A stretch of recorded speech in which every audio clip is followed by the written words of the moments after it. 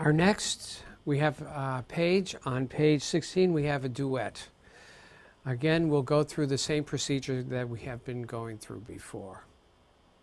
Here we go again. Duet, first guitar part. 1, 2, 3, 4.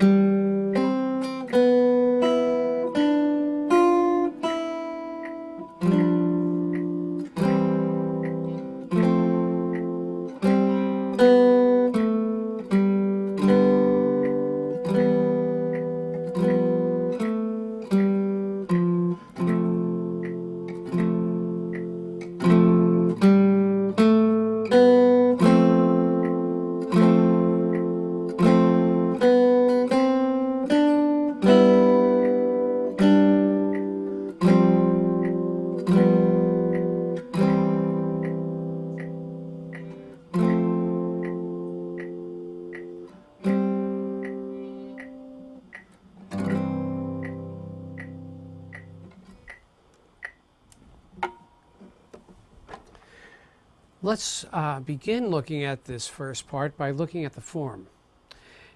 Even if you're not looking at the form, you could hear the differences in different sections of the piece. We have, and that lasts 8 measures, and then it repeats again. So it's like an A part and another A part. Then on the 4th line, 3rd measure, we start hearing something different. That is the B part, and that goes all the way to the bottom of the page. And if we're listening again, we're going to hear the repeating of the theme. And that is, again, a repetition of our A part, but we have an ending in the last 4 measures, so it's a little different. So when you're looking at this piece, it's not as, how should I say, important that you think that everything is different from one thing to another. These themes repeat, and you can practice each theme, and it helps you with the next 8 measures. And you can start hearing the theme. Let's talk about playing this. A couple of things that are new here. One is on the 3rd measure of the 2nd line. We have on the 3rd beat 2 notes. The lowest note that are supposed to be played together, the lowest note is a G, and the highest note is an F. The G is on the 6th string, and the F is on the 4th string. So what happens to the 5th string? We have to mute it because we're using a pick. We're not going to be playing it like, if we do that, we're going to be hearing the 5th string, A. So what we do is lower our 3rd finger a little so that it's touching and muting the 5th string. Instead of, we're supposed to be hearing 2 notes. Let's see, all these chords are fairly repetitive from what we've been playing, except another chord on the 4th line, last measure. We have the note G, half note, 2 beats, And then we have B, F, and G playing together. And the best way to play these chords again with the right hand is to have the rest stroke.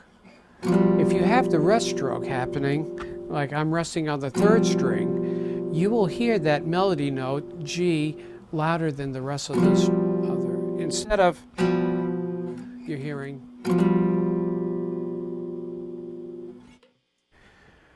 We have some expression marks here, and it's the first time you're seeing on the 2nd line, page 17, you have this coming out. That means get louder. That's called a crescendo. Crescendo means that you're playing at a normal, we're playing at our normal loudness, and with the lines going out means that we should be getting louder.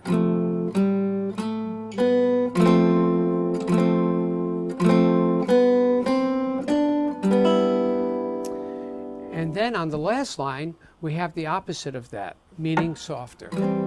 So we're starting with the C chord, 2, 3, 4, 2, 3, 4. Try and emphasize it. In the last measure of this piece, we have a squiggly line going next to the chord. It's called a broken chord, and we're supposed to just glide our pick. We could emphasize it more by going, or a little faster. But it's definitely not, so it's. Also, we have the word retard in the next to the last measure. That means to gradually get slower. Right now, with the way I'm playing this as a duet, I am not going to observe that because I want you to keep a steady beat at first.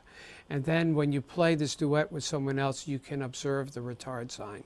So now I would like you to practice this part.